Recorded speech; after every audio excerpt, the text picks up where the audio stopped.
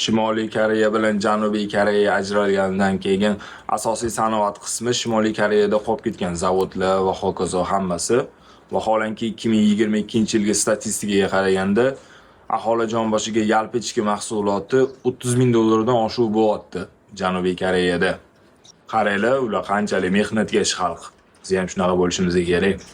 Tushunganinglardek, bugungi ish jarayonimizda LG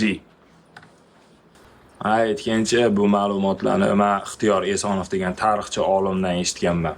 YouTube'da ko'rganman, to'g'rirog'i. Mana ichki qismi.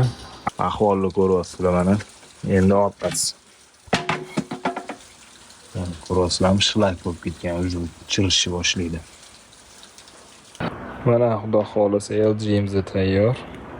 Inshaalloh mana test rejimida ishlatyapmiz.